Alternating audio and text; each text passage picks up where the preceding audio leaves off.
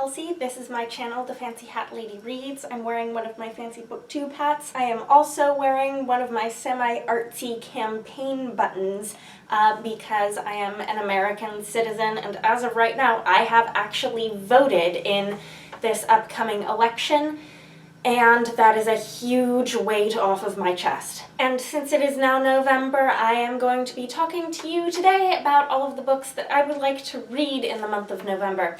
Now, there are way more books, I think, that I would like to read in the month of November than I'm realistically going to read in the month of November, so this is a little overambitious. But part of the overambition is that there are 2 readathons in November that I am very, very excited for, and I'm very relieved that they aren't going to overlap, but I am going to be participating in both of them. The first is the Rereadathon, which is being hosted by Aoife from the channel Fred Weasley Died Laughing. It's running from November 6th through 13th. I will link the announcement video and the information for the readathon in the description, and I'm going to be telling you in this video what I'm going to be reading for that. And then I'm also planning on taking part in the second round of the Tome Topple Readathon, which I participated in the first time it happened and I really enjoyed. I will be posting a separate TBR for that readathon closer to the start date. But starting with the things that I want to read during the Rereadathon, the name of this readathon is self-explanatory. It's all about rereading books, and there are 5 challenges, and I'm going to try to meet all of the challenges with 3 books. Challenge number 1 is to reread a childhood fave, and for this I'm finally going to start my long-planned reread of the Tiffany Aching books with The Wee Free Men by Terry Pratchett. This is about a courageous young witch named Tiffany Aching, and I remember really loving this. I think this was not the first Discworld book that I read. This is a kids and young adults sub-series within the Discworld series. I think The Amazing Maurice and His Educated Rodents was one I actually read first, but this was the one I think that really got me into Terry Pratchett as an author. I don't remember exactly how old I was when I read this. I don't think I was a small child. I think I was maybe in like 6th grade or so, but I'm still counting this as a childhood fave because I remember really liking this book. I know I read like the 3rd and 4th books in that series when I was in high school and they were newer. Challenge number 2 is to reread a book that you gave 5 stars, and I have not been actually rating books with stars for very long. I joined Goodreads about a year and a half ago, and that's when I started rating books. When I joined Goodreads, I retroactively rated a few books that I had read in the past few years that I was fairly certain I knew what star ratings I would give them. But there weren't a whole ton of those. So this is going to be a book that I only read for the first time maybe 2 years ago, and that is Chalice by Robin McKinley. Now, Robin McKinley is probably my favorite author, as I have said on this channel many, many times, and I find her to be extremely rereadable. And this is a book that has actually been a fairly high reread priority for me since I first read it, because it is the only 5-star for me Robin McKinley book that I have only read once. I think there are 3 other Robin McKinley books that I've given 5 stars to. The Blue Sword, which I reread a few months ago for the Booktubeathon, and I gave that 5 stars, and Sunshine and Deerskin, both of which I have read 3 times. So this is lagging behind in terms of my favorites because I have only read it once. Challenge number 3 is to give a book a second chance. For this, I am going with a book that I decided to bring to my apartment from my parents' house a while back because I wanted to reread it to figure out if I should keep it or get rid of it, and that is Catseye by Norton.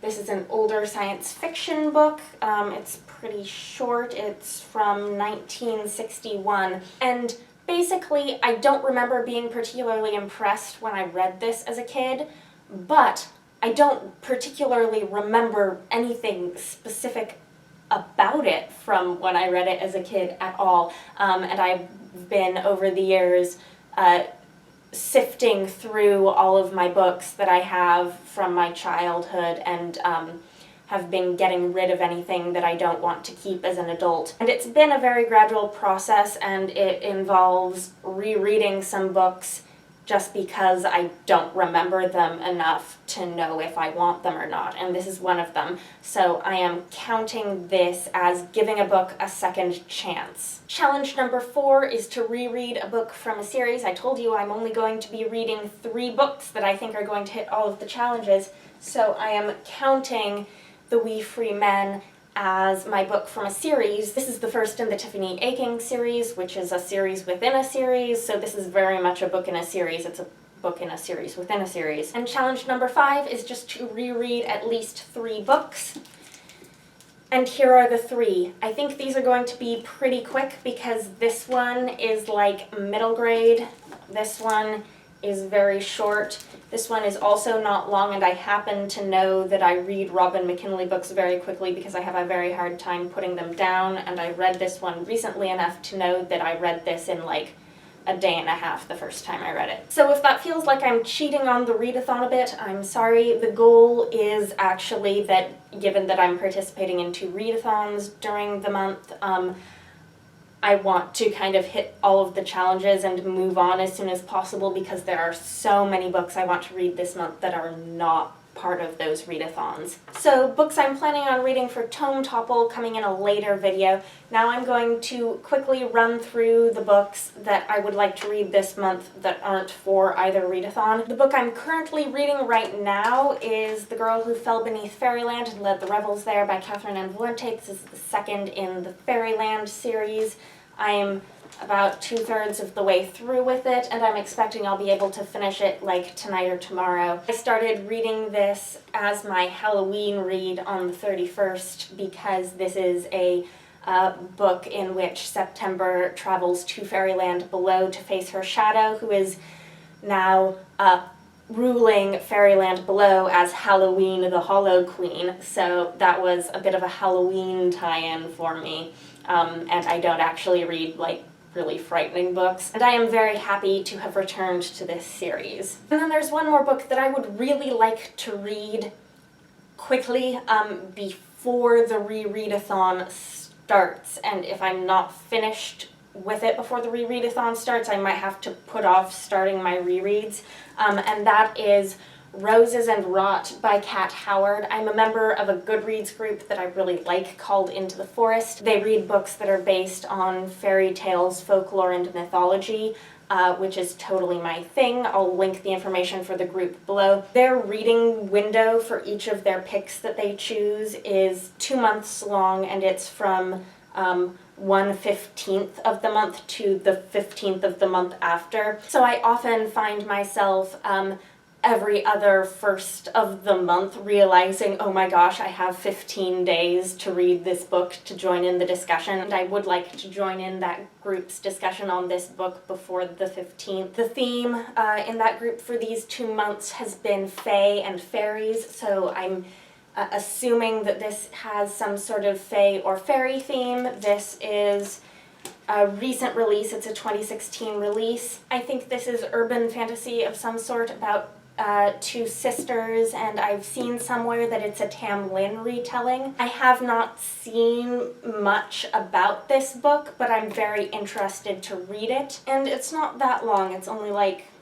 300 pages or so. So this is my next very high priority. Then I have a couple of books that were in my TBR video for October that I did not get read during the month of October. The first is going to be a good quickie, and that's Death at Dartmoor, A Victorian Mystery by Robin Paige. This is part of a long series of cozy Victorian mysteries that I enjoy. So this one is not particularly daunting for me. The other one is a bit daunting for me.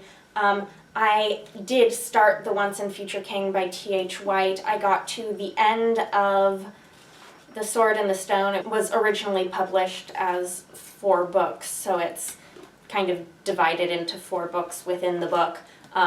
Anyways, I got to the end of The Sword in the Stone and I really wasn't feeling it. I do want to finish this because I want to have read this book. So I may just be chugging through it one book within the book at a time, so I'm not putting it on myself that I need to finish this in November, but I'd at least like to read the next book within the book, which is The Queen of Air and Darkness, in November, and I would like to finish this by the end of December. And then I have 2 books out from the library right now. The first is The Watchmaker of Filigree Street by Natasha Pulley. This is, I think this was released last year. This is a historical fantasy steampunk mystery, I think. I think that's a decent way to describe it. It's got this cute little cover with a hole in it so that I can peek through. That's completely irrelevant though. I have wanted to read this since I first saw it when it was first released. I haven't seen a lot of people talk about it on BookTube, but I want to give it a try. It seems like a bit of a genre blender with the history and the steampunk and the mystery and the fantasy, which I think are all elements in here. So that's generally something that I gravitate towards. And then the other book I have here was a recommendation from a family member who wanted to know what I would think of this book, so I got it out from the library. This is Mr. Midshipman Hornblower by C.S. Forester. This is a historical fiction novel. It was published in maybe the 40s. It's the first in a very long series that I think takes place during the Napoleonic Wars, and it's, adventure on the high seas. I've been told this has really compelling characters, and if I really like it, it's a long series. Then the last book, I know this is a lot of books, the last book that I would like to see if I can read in November, because it's a November release, is The Mountain of Kept Memory by Rachel Neumeier. I showed this in my last video, which was a haul. Yeah, this is an ARC copy, and it's coming out in just like a few days, and I would like to be able to do a double review of this, because I liked doing a double review the last time I had 2 ARCs to review that were releases in the same month. So I'd like to do a double review of this one and of Fire and Stars, which is a release later in November that I've already read. So yeah, those are a ton of books that I'd like to read in November, and they're not all going to happen. I know that they're not all going to happen, but that's also what I'm going to be reading for the Rereadathon. Let me know if you're planning on taking part in the Rereadathon, and if so, what you're planning on rereading. I would love to hear from you. That is all. If you are in the United States and you can vote in this election, I hope that you do. Okay, bye for now.